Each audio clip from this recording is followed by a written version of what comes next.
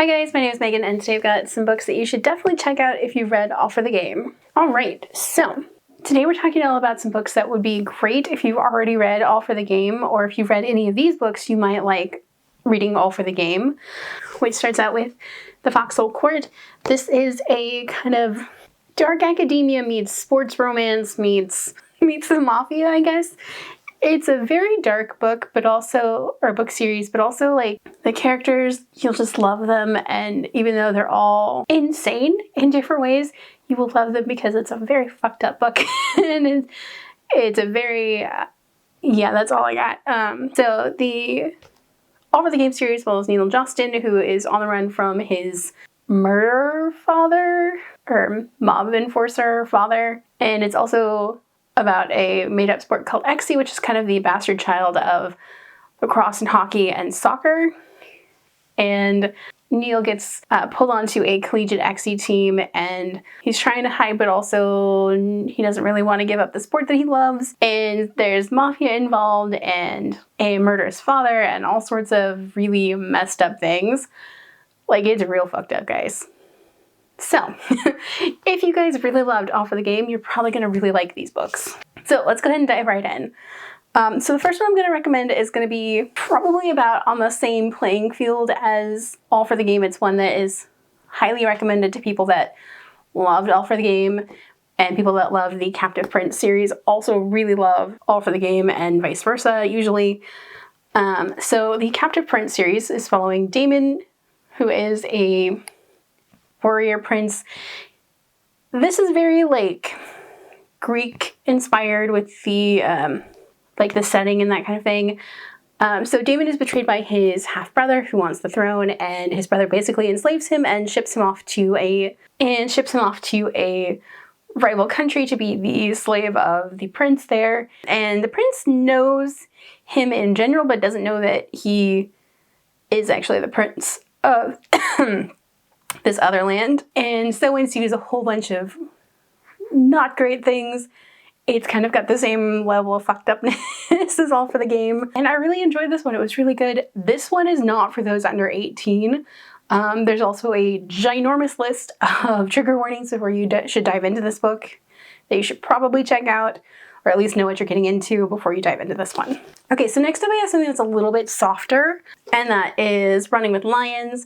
This is a book following Sebastian Hughes, who is a senior, and this is his senior year on the soccer team, and it's them doing their summer training camp. And, you know, the team is doing really great, and they get some new players, and they're trying to make them mesh with the team. One of those new players happens to be Amir, who Sebastian had a friendship falling out years before, and they haven't really spoken since.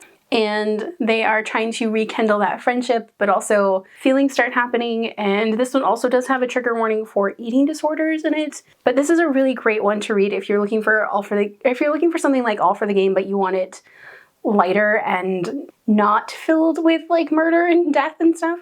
This is the one to go to.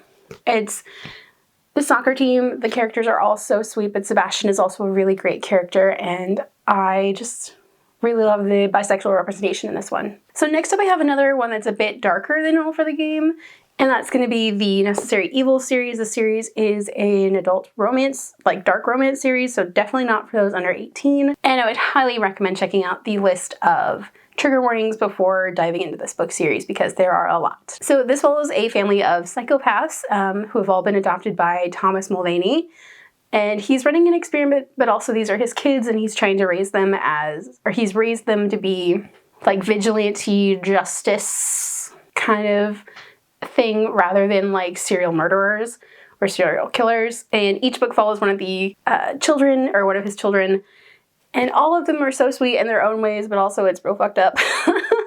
But each of these books gets better and better, and you just fall in love with these guys, even though they're complete psychopaths, and a lot of their romances are very messed up, but it's a really good series. So this one is if you liked All for the Game but want something darker, definitely check this one out. Okay, so next up I have another one that's a lot fluffier and lighter than All for the Game, but I still think you'll really enjoy it, and that is Like Real People Do. This is a new adult hockey romance, and it's following Eli, who is a freshman in college, and he is a figure skater who is coming back from a debilitating brain injury that's kind of caused epilepsy, so now he has a service dog. And so it's also following Alex, who is the youngest NHL captain in history, I guess. They have a not so great meet cute, but then like they fall into this really fast friendship. Like they really are into each other, but they don't want to cross over into dating because they don't want to mess up Alex's career. And then all of a sudden they kind of just realize that they kind of have been dating for like 3 months. And they're both so sweet and anxious, and I love the anxiety rep in this. I love that this has epilepsy representation, and it's just such a sweet romance, and it's definitely got kind of the same All for the Game vibes in that it's a sports romance, and like the characters are so well-rounded and they just really click together, if that makes any sense. Also, this book got its start as fan fiction for Check Please, which is one of my favorite graphic novel series, and you can see that in like weaved into the story, but also it's just a fantastic book and one I would highly, highly recommend. And then the last book I would like to recommend is going to be something that's a little bit darker and has a supernatural lean to it, and that's going to be Summer Sun. This is the dark academia gothic, or Southern Gothic paranormal horror that you didn't know that you needed.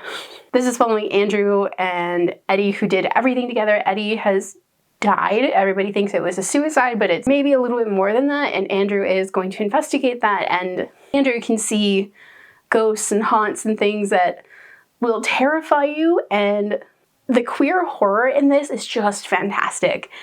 So Andrew is going to the college that Eddie was at and that he was also going to go to really find out what happened to his best friend slash brother slash more, and what he finds there is unexpected and like scares him to death, but also there's fast cars and drinking and drugs and just a whole mess of things that you didn't know that you needed in a horror story. And it's just so good. Like if you loved All for the Game, you'd probably really, really love this one. It's just so good. All right, so those are some of the books I really love and I feel like would really help people in their book hangover from the All for the Game series, especially with that new book coming out last month. And these are all books to check out, and I think they would be fantastic for you. If you guys have read All for the Game, what books would you recommend? Let me know down below. If you guys like this video, don't forget the like button. If you haven't already but would like to, go ahead and hit the subscribe button. And if you'd like to follow me on social media for more bookish stuff, check out the links down below. Alrighty, bye guys.